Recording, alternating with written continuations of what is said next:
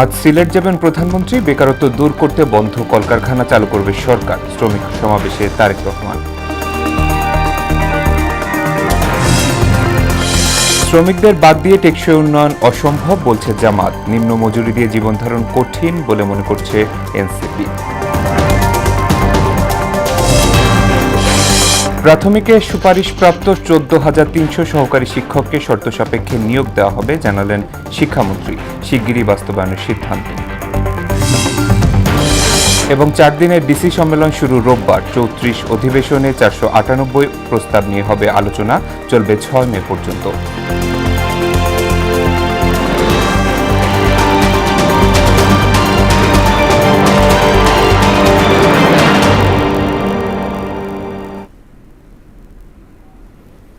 আসসালামু আলাইকুম। মোহনা সংবাদে সবাইকে স্বাগত। এতক্ষণ শুনছিলেন শিরোনাম। পুরো সংবাদ জুড়ে আছি শেখ সাব্বির হোসেন।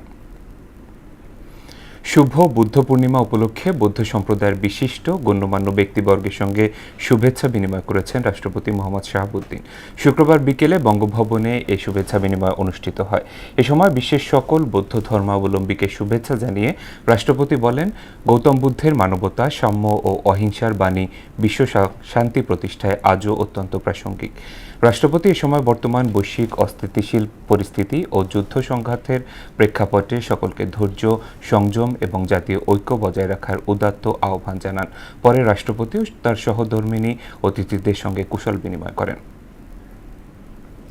আজ সিলেট যাচ্ছেন প্রধানমন্ত্রী তারেক রহমান। সফরে 3টি প্রকল্পের ভিত্তি প্রস্তাব উদ্বোধন এবং 2টি সমাবেশে যোগ দেবেন সরকার প্রধান। প্রধানমন্ত্রীকে স্বাগত জানাতে প্রস্তুত সিলেটবাসী। এ চৌধুরী শিপারের তথ্যে আরো জানাচ্ছেন তাহসিন তারিন। সরকার গঠনের পর প্রথমবারের মতো সিলেট সফরে যাচ্ছেন প্রধানমন্ত্রী তারেক রহমান। শনিবার সকাল 10টায় সিলেট ওসমানী আন্তর্জাতিক বিমানবন্দরে পৌঁছাবেন তিনি। পরে হযরত শাহজালাল মাজার জিয়ারত করবেন প্রধানমন্ত্রী। তার সফর ঘিরে সিলেট নগর জুড়ে বিরাজ করছে উৎসবমুখর পরিবেশ। গুরুত্বপূর্ণ সড়ক সহ যেসব অনুষ্ঠানে অংশ নেবেন সেই সব এলাকাও সাজানো হচ্ছে। প্রশাসন ও দলীয় নেতাকর্মীরা ব্যস্ত শেষ মুহূর্তের প্রস্তুতিতে। পাঁচটি ইভেন্টে বিভিন্ন ট্যালেন্ট হান্ট করা হবে। এদেরকে সিলেটে নিয়ে খেলাধুলার উদ্বোধনী অনুষ্ঠানে তাদের খেলা উপভোগ করবে। আমাদের মাননীয় প্রধানমন্ত্রীর আগমনের অপেক্ষায় আমরা প্রস্তুতি শুরু করেছি। বেলা 11টায় নগরের চাঁদনীঘাটে জলাবদ্ধতা নিরসন প্রকল্পের উদ্বোধন করবেন সরকার প্রধান। এরপর সুধী সমাবেশে যোগ দিবেন তিনি। দুপুর 12টায় সদর উপজেলার কান্দিগাঁওয়ে বাসিয়াখাল উদ্বোধন ও বিকেল 3টায় সিলেট জেলা স্টেডিয়ামে নতুন করে স্পোর্টস প্রতিযোগিতার উদ্বোধন করবেন প্রধানমন্ত্রী। আমাদের দলীয় অবস্থান থেকে আমাদের দলীয় নেতাকর্মী সহ বিভিন্ন শ্রেণী পেশার মানুষকে আমরা সেখানে সম্পৃক্ত করার চেষ্টা করব। এই সফর রাজনৈতিক ও উন্নয়ন উভয় দিক থেকেই গুরুত্বপূর্ণ হিসেবে দেখছেন সংশ্লিষ্টরা। সিলেটবাসীর মধ্যেও তৈরি হয়েছে বাড়তি প্রত্যাশা। অতীতে যেভাবে যখন তিনি দলের প্রধান ছিলেন তখনও মানুষ উপচে পুরো ভিড় ছিল রাস্তার দুপারে, এবং তিনি যে রাস্তায় গিয়েছেন সেখানে এবারও এর ব্যত্যয় হবে বলে আমার মনে হচ্ছে না। বিকেল 5টায় সিলেট জেলা শিল্পকলা একাডেমিতে দলীয় সভায় অংশ নেবেন তারেক রহমান। তাহসিন তারিন, মোহনা সংবাদ। একটি মহল বিশ্বে বাংলাদেশকে বন্ধুহীন এবং বিতর্কিত করার চেষ্টা করছে বলে অভিযোগ করেছেন প্রধানমন্ত্রী তারেক রহমান। অরাজকতা সৃষ্টিকারী ও ষড়যন্ত্রের বিরুদ্ধে সবাইকে সজাগ থেকে প্রতিহত করার আহ্বানও জানান সরকার প্রধান। শুক্রবার বিকেলে নয়াপল্টনে শ্রমিক সমাবেশে তিনি আরও বলেন, পতিত স্বৈরাচার সরকার শ্রমিক সহ সবার অধিকার খর্ব করেছে। আরও জানাচ্ছেন হুমায়ুন কবির। আন্তর্জাতিক শ্রমিক দিবসে নয়াপল্টনে বিএনপির কেন্দ্রীয় কার্যালয়ের সামনে মহাসমাবেশের আয়োজন করে জাতীয়তাবাদী শ্রমিক দল। এতে অংশ নেন প্রধানমন্ত্রী তারেক রহমান সহ মন্ত্রী, প্রতিমন্ত্রী, এমপি ও দলের জ্যেষ্ঠ নেতারা। শ্রমিকদের ভাগ্য পরিবর্তনের মাধ্যমে তারেক রহমানের নেতৃত্বে বাংলাদেশ এগিয়ে যাবে বলে প্রত্যাশা করেন মন্ত্রী, প্রতিমন্ত্রী, প্রধানমন্ত্রী, রাজনৈতিক উপদেষ্টা ও সংসদ সদস্যরা। বিএনপি নির্বাচনী ইস্তাহারে শ্রমজীবী মানুষের কল্যাণে যেসব কিছু করার প্রতিশ্রুতি দেওয়া হয়েছে সেইটুকু পাওয়া গেলে আমার শ্রমজীবী কর্মজীবী মানুষের আপাতত আর তেমন কোনো সমস্যা থাকবে না। আজকে সভ্যতার চাকা সপ্ত শ্রমিকদের শ্রমে, সপ্ত শ্রমিকদের ঘামে, সমস্ত কিছুই তো শ্রমিকদের রক্তে। তাদের ন্যূনতম মজুরি এটা নিশ্চিত করা দরকার। উৎপাদনের শক্তিশালী হাত হচ্ছে শ্রমিকেরা, এবং উৎপাদন ব্যতিরেকে কোনো দেশের জিডিপি গ্রোথ উপরের দিকে যেতে পারে না। এই সময় স্থানীয় সরকার পল্লী উন্নয়ন ও সমবায় মন্ত্রী এবং বিএনপি মহাসচিব মির্জা ফখরুল ইসলাম আলমগীর জানান, ধ্বংসস্তূপ থেকে তারেক রহমানের নেতৃত্বে ঘুরে দাঁড়াচ্ছে বাংলাদেশ।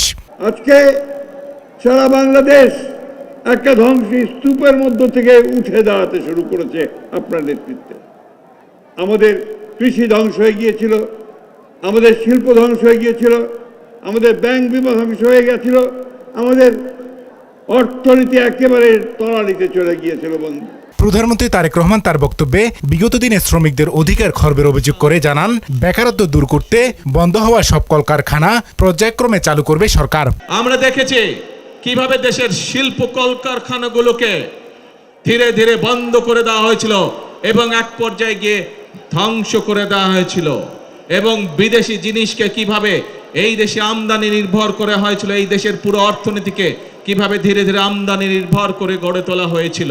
আপনারা জানলে খুশি হবেন, এই সপ্তাহে গত 1 মাস আগে আমি নির্দেশনা দিয়েছি যে কিভাবে আমরা কত দ্রুত আমরা বন্ধ কলকারখানা কোনটি চালু করতে পারবো, যাতে আবার সেই সকল শ্রমিক যারা কর্মসংস্থান হারিয়ে বেকার হয়ে গিয়েছিল সেই সকল শ্রমিকের কর্মের ব্যবস্থা আমরা করতে পারি। এই সময় সরকার প্রধান অভিযোগ করেন, বিশ্বে বাংলাদেশকে বন্ধুহীন করার ষড়যন্ত্র চলছে, এতে কোনো লাভ হবে না। তারা চেষ্টা করছে এখন বিশ্ব দরবারে প্রথমে বাংলাদেশকে বিতর্কিত একটি অবস্থানে নিয়ে যাওয়ার জন্য।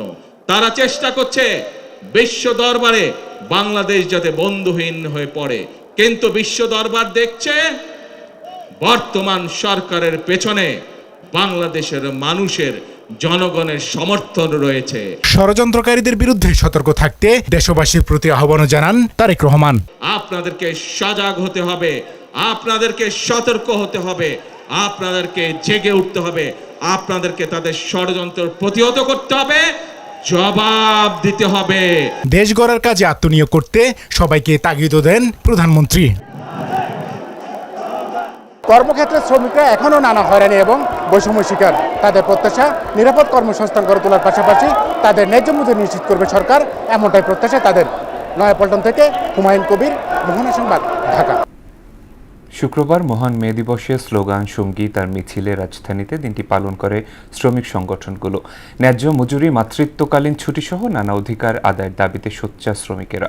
জাতীয় প্রেস ক্লাব, দৈনিক বাংলার মোড়ে সমাবেশে অংশ নেন পোশাক, নির্মাণ, পরিবহন সহ বিভিন্ন খাতে কর্মরত মানুষ। এমআর আসাদের রিপোর্ট। জাতীয় প্রেস ক্লাবের সামনে মঞ্চে বাজছে হারমোনিয়ামের সুরে তাল মিলিয়ে শ্রমিকেরা গানের মাধ্যমে তুলে ধরছেন নিজেদের বঞ্চনার ইতিহাস, ক্ষোভের ফিরিস্তি। শুধু গান নয়, ক্যানভাসে তুলির আঁচড়েও ফুটিয়ে তুলছেন নিজের অধিকারের কথা, পুঁজিবাদের জাতাকলে পিষ্ট জীবন সংগ্রামের গল্প। মহান মে দিবসের দিনটি শ্রমিকদের জীবনে আনতে পারেনি পরিবর্তন। ছুটির দিনটি ফুরলেই তাদের ফিরতে হয় প্রতিদিনের পোড় খাওয়া জীবনে। আন্দোলন করা বা যেটাকে করা সেটাকে আমরা সংস্কৃতির মাধ্যমে যদি নিয়ে আসতে পারি, সেটা আসলে সরকারেরও চোখে পড়ে, মানুষেরও চোখে পড়ে, মানুষ এঙ্গেজ হয়। ঘাম ধরিয়ে তাদের যে ন্যায্য মজুরি, সেই ন্যায্য মজুরি পায় না। এবং আমরা মনে করি এই মে দিবস শুধু আজকে না, আমাদের দেশে মে দিবসটি প্রতিদিনই আমরা ফেস করি। মালিক পক্ষ তার মুনাফা অর্জনের জন্যে অধিক সময়ে একজন শ্রমিক ভাই বোনকে, একজন শ্রমিক নারী পুরুষকে কাজ করাচ্ছেন, তার যে ন্যায্য পাওনা সেই পাওনাটা দিচ্ছে না। ফলে আজকেও পর্যন্ত বলতে পারছি না যে আসলে শ্রমিকের মুক্তি আসছে। শ্রমজীবীদের অভিযোগ, শত সংগ্রামের পর আজও মাতৃত্বকালীন ছুটি, বেতন ভাতা নিয়ে তাদের ভোগান্তির শেষ নেই। প্রত্যেকটা সেক্টরে নারীরা যাতে 6 মাস মাতৃত্বকালীন সেবা পায়। দেখা যায় উচ্চপদস্থ যে কর্মকর্তা আছে কিংবা সরকারি যে নারী কর্মীরা আছে, তারাই শুধুমাত্র 6 মাসের সেবাটা পেয়ে থাকে। এখন এই জায়গাতে মানবাধিকারের একটা বিষয় আছে। আইনি স্বীকৃতি না থাকার কারণে আমরা যে হয়রানির সম্মুখীন হই, সেই হয়রানিগুলো আমাদের হচ্ছে। মহান মে দিবস শুধু আনুষ্ঠানিকতার গণ্ডি পেরিয়ে খেটে খাওয়া মানুষের অধিকার আদায়ের কেন্দ্রে পরিণত হবে, এমনটাই প্রত্যাশা সবার। এমআর আসাদ, মোহনা সংবাদ, ঢাকা। স্বাধীনতার 55 বছরেও দেশে নিশ্চিত হয়নি শ্রমিকদের ন্যায্য মজুরি। প্রতি বছরই মে দিবস আসে যায়, কিন্তু শ্রমিকের শোষণ বঞ্চনার গল্প যেন একই থেকে যায়। বদলায় না মূল্যস্ফীতি, জাতাকলে পিষ্ঠ শ্রমিকের ভাগ্য। অর্থনীতির প্রধান চালিকা শক্তি শ্রমিকের কর্মক্ষেত্রেও নেই নিরাপত্তা ও সামাজিক সুরক্ষা। এমন পরিস্থিতিতে দেশজুড়ে পালিত হয়েছে মহান মে দিবস। শ্রমিকের জীবনমান নিশ্চিতে সরকারের প্রতি বাস্তবসম্মত পদক্ষেপ নেওয়ার আহ্বান জানিয়েছেন অর্থনীতিবিদরা। কামাল হোসেনের ক্যামেরায় উষা ফেরদৌসের রিপোর্ট।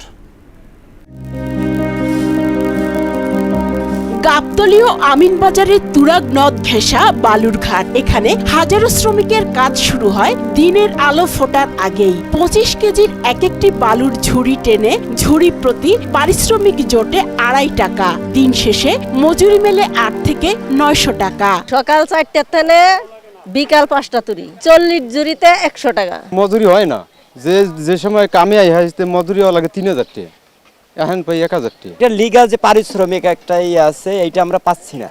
12-13 ঘন্টা কাজ করার পরে 1000-1100 টাকাই আসে। আজ থেকে আরো 10 বছর আগে যেরকম ছিল তখন এরকমই আছে। অর্থনীতির প্রধান চালিকা শক্তি হয়েও যুগ যুগ ধরে হতাশা আর ক্লান্তিকে সঙ্গী করেই সভ্যতার বোঝা বয়ে বেড়াচ্ছেন শ্রমিকরা।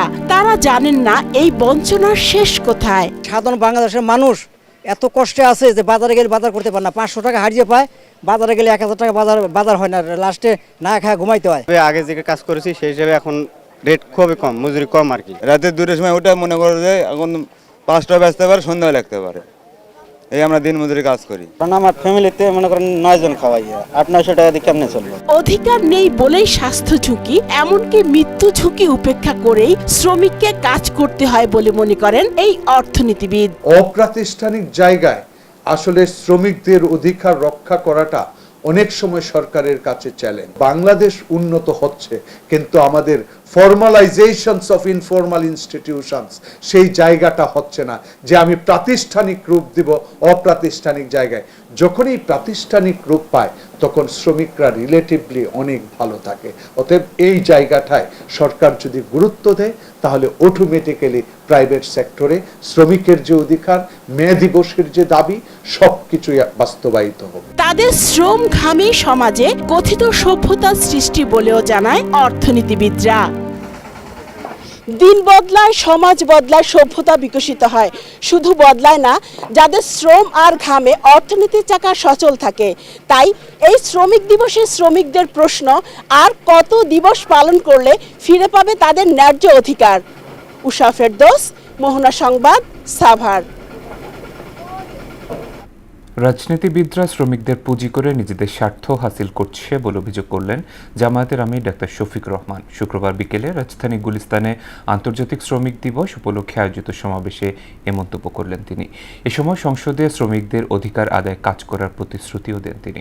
আর দলের সেক্রেটারি জেনারেল মিয়া গোলাম পরওয়ার বলেন, পেশাজীবীদের মর্যাদা নিশ্চিতে ন্যায়ভিত্তিক সমাজ গড়ে তুলতে হবে। আরও জানাচ্ছেন তরিকুল ইসলাম। আন্তর্জাতিক শ্রমিক দিবসে শুক্রবার বিকেলে জাতীয় মসজিদ বাইতুল মোকরমের দক্ষিণ গেটে সমাবেশের আয়োজন করে বাংলাদেশ শ্রমিক কল্যাণ ফেডারেশন। সমাবেশে বাংলাদেশ জামায়াতে ইসলামীর আমির ও বিরোধী দলীয় নেতা ডাক্তার শফিক রহমান বলেন, শ্রমিকের অবদান অস্বীকার করে সমাজ টেকসই হতে পারে না। জনপ্রতিনিধিরা শ্রমিকদের পুঁজি করে রাজনীতি ও ব্যবসা করেছে বলেও অভিযোগ করেন তিনি। যখনই কোনো ইস্যু আসে, এই সমস্ত নেতা নেত্রীরা সামনে এসে দাঁড়ায় যায়, আন্দোলন দানা বেঁধে উঠে, মাঠ গরম হয়, কিছু মানুষের জীবন যায়, কিছু মানুষ আহত হয়, কিছু মানুষের চাকরি যায়, কিন্তু নেতা নেত্রীরা রাতের আধারে তাদের ভাগটা পেয়ে যায়। তখন গড়ে ওঠা আন্দোলনকে তারা ব্ল্যাকমেইলিং করে। এইভাবে যুগ যুগ ধরে নেতা নেত্রীর কপালের পরিবর্তন হলেও সাধারণ শ্রমিকদের ভাগ্যের কোনো পরিবর্তন হয়নি। বাংলাদেশ জামায়াতে ইসলামী মালিক ও শ্রমিকদের সম্পর্ক ও পারস্পরিক সম্মান প্রতিষ্ঠায় বিশ্বাসী। ন্যায়, নিষ্ঠা ও ভালোবাসার রাজনীতির মাধ্যমে নতুন বাংলাদেশ গড়তে চায় তার দল। আমরা পারস্পরিক শ্রদ্ধা, মর্যাদা, ভালোবাসার রাজনীতিতে বিশ্বাসী।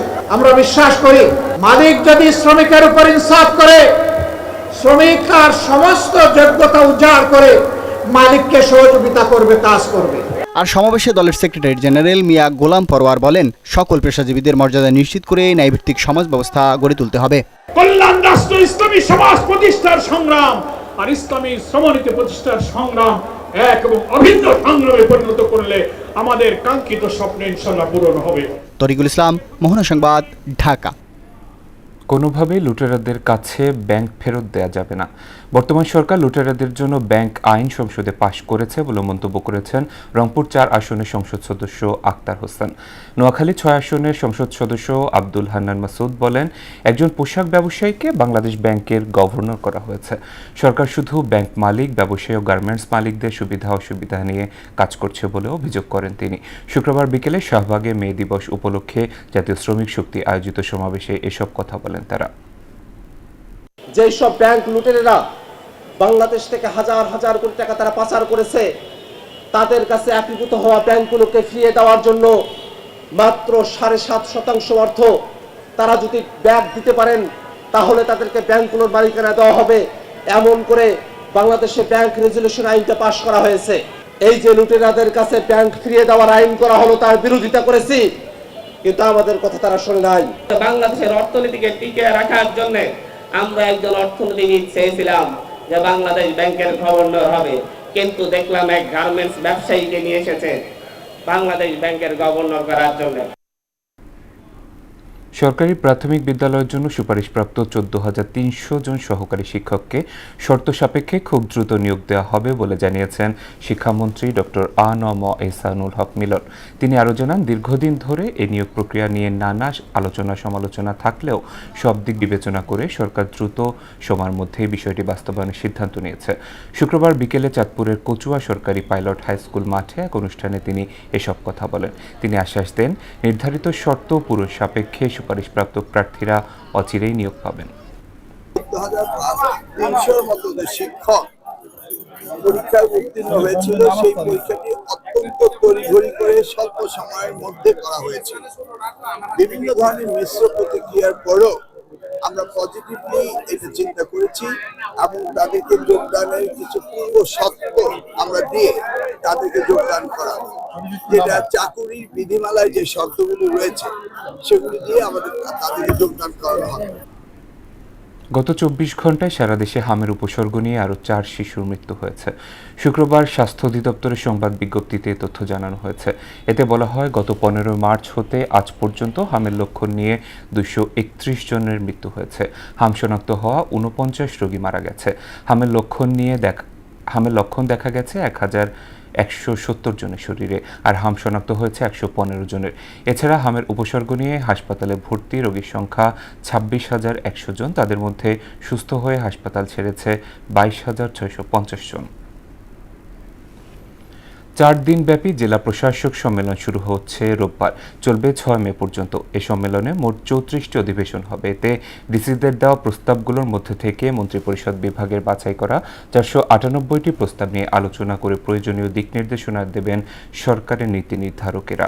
রাজধানীর ওসমানী স্মৃতি মিলনায়তনে সম্মেলন অনুষ্ঠিত হবে। এই সম্মেলন উপলক্ষে বিভাগীয় কমিশনার ও ডিসিরা সারা দেশ থেকে 1729টি প্রস্তাব পাঠিয়েছিলেন। এতে মন্ত্রী ও সচিবদের উপস্থিতিতে বিভিন্ন মন্ত্রণালয় ও বিভাগ সংক্রান্ত বিষয়ে ডিসিদের দেওয়া প্রস্তাব ও আলোচনা হয় এবং সিদ্ধান্ত গ্রহণ করা হয়। দুর্যোগপূর্ণ আবহাওয়ার সমুদ্র বন্দরে 3 নম্বর সতর্ক সংকেত জারি করেছে আবহাওয়া অধিদপ্তর।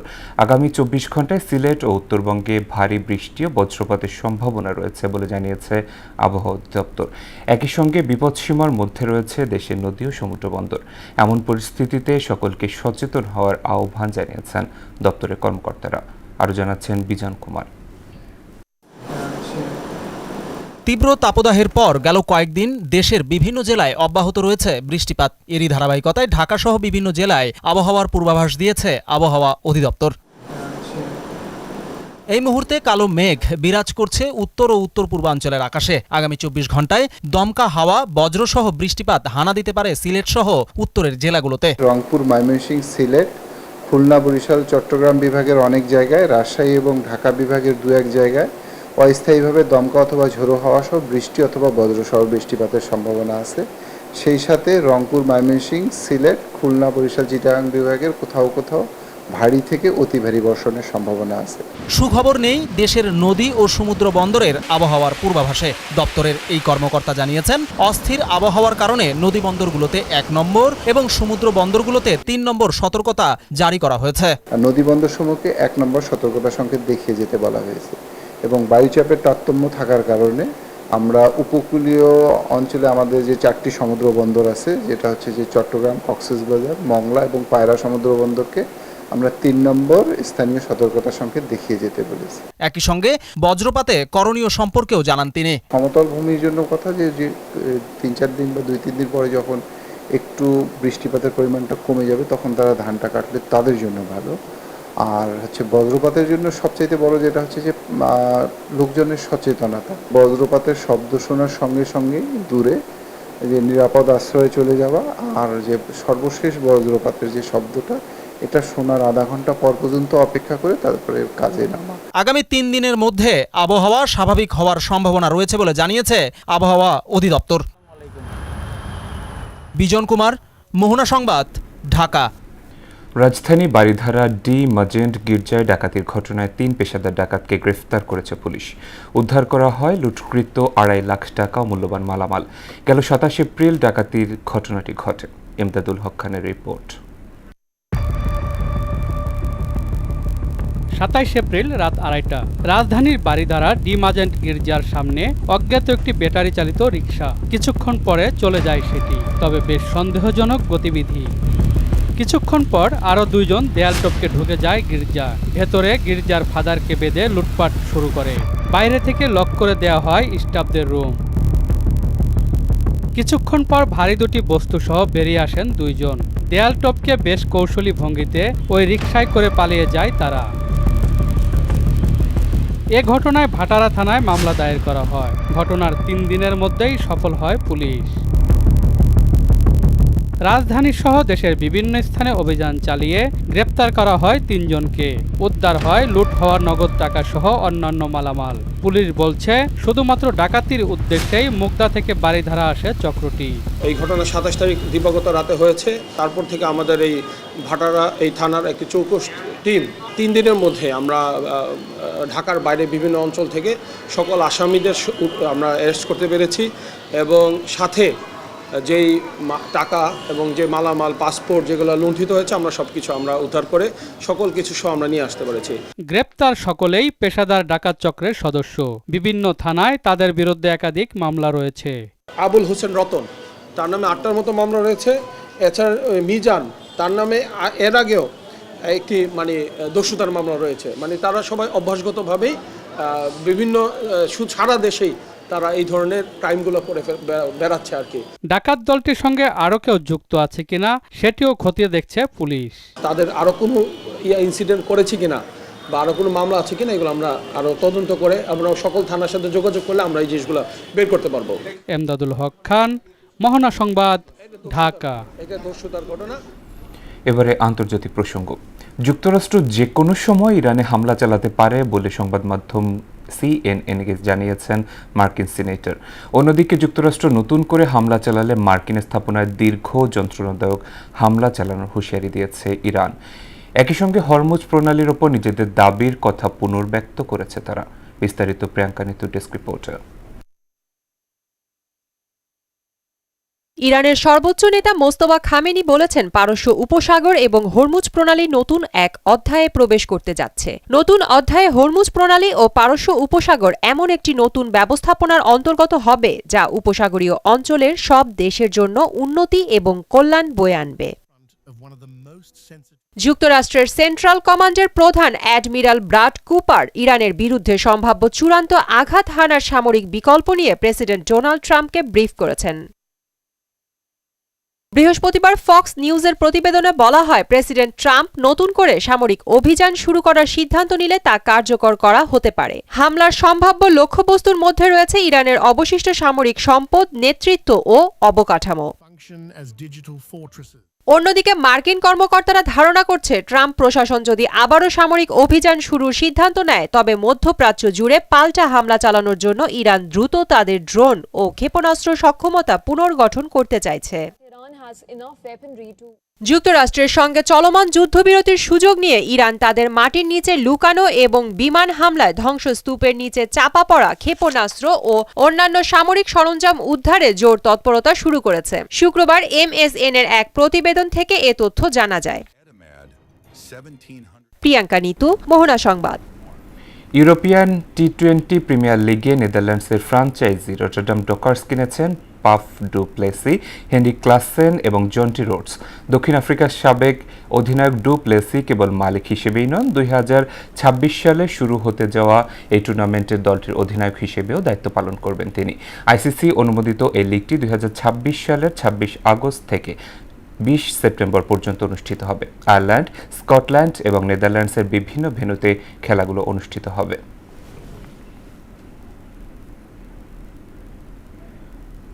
দর্শক, শেষ করব মোহনা সংবাদ, যাবার আগে শিরোনামগুলো আরও একবার।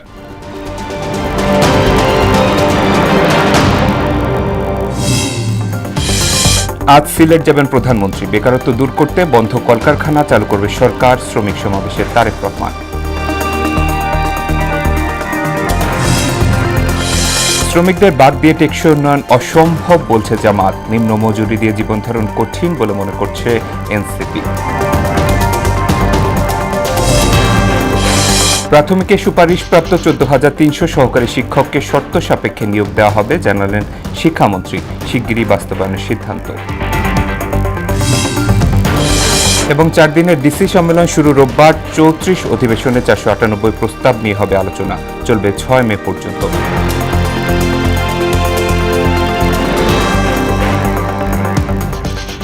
এই ছিল মোহনা সংবাদে। মোহনার সবশেষ খবর জানতে ভিজিট করুন www.mohana.tv। সংবাদ দেখতে পারেন ফেসবুক এবং ইউটিউবেও। এতক্ষণ সঙ্গে থাকার জন্য ধন্যবাদ সবাইকে।